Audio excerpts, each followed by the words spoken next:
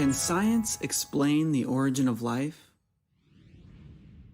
A full scientific explanation for the origin of life does not currently exist, but research groups around the globe are tackling the mystery. Here we'll take a look at a few of their discoveries. Darwin's theory of biological evolution tells us that all life on Earth may have originated from a single, relatively simple reproducing creature living in the distant past. This idea is based on many observations, one of which is that when living things reproduce, children are often born with random new traits. Those with negative new traits are less likely to survive and reproduce. Those with positive new traits are more likely to survive and pass those traits on to their children. Over multiple generations, positive traits build up, allowing relatively simple life forms to evolve into complex life forms and even split into multiple different species. A careful look at the fossil record overwhelmingly confirms Darwin's theory. Life forms get simpler and simpler as we go back in time. The record suggests that all life on Earth emerged from primitive cellular colonies, which first appeared roughly 3.5 billion years ago. But how did those first reproducing creatures come about? Even the simplest bacteria alive today are far too complex to have popped into existence in a single step. Furthermore, the first reproducing creature could not have developed through biological evolution because biological evolution requires reproduction in order to work. The origin of life needs its own explanation. The most promising idea right now, the one which is consistently leading scientists to new discoveries, is the idea that life emerged from chemistry. Chemistry is the study of matter, particularly how atoms interact and combine to form molecules, and how those molecules interact and combine to form larger systems and structures. Everything is made of chemicals. The air we breathe, the ground we walk on, the shoes on our feet, even the feet inside our shoes. That said, the chemistry of life is special in two very important ways. First, the chemistry of life is organized into metabolic pathways.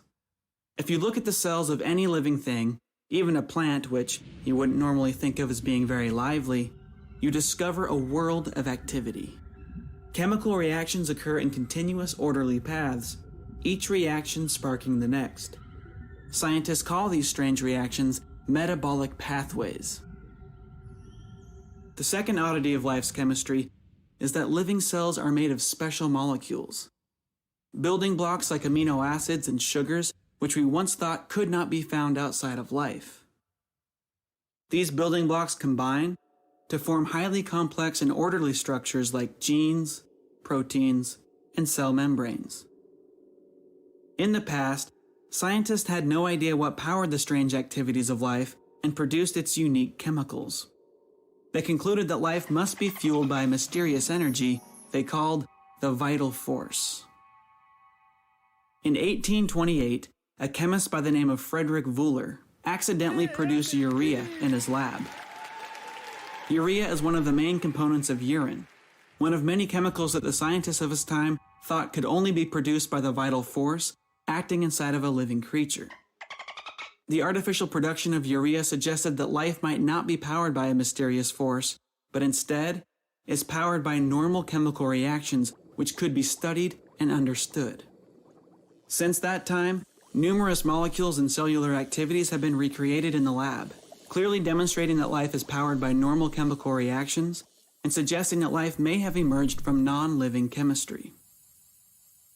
Researchers have recently discovered that many of the building blocks of life, amino acids and sugars, exist inside of meteorites, rocks which have fallen to the Earth from outer space.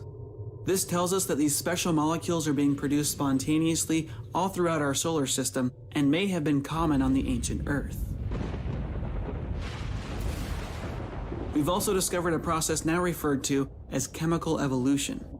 When simple molecules are left alone with an energy source, they interact with one another, often forming larger, more complex molecules as time goes on.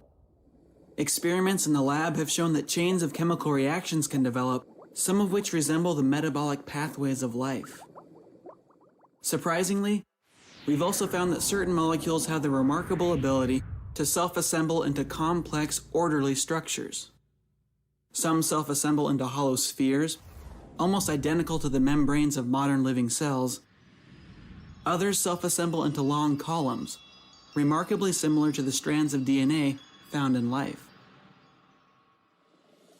Scientists still have many questions to answer about life's origins. How did different types of molecules first start working together, eventually producing the genetic code? What were the original reproducing creatures actually like? Were they similar to the cells we have today, or were they something much simpler? And finally, possibly the most interesting question of all, how likely is it that life has formed or is forming in other regions of our galaxy? So, back to the original question, can science explain the origin of life?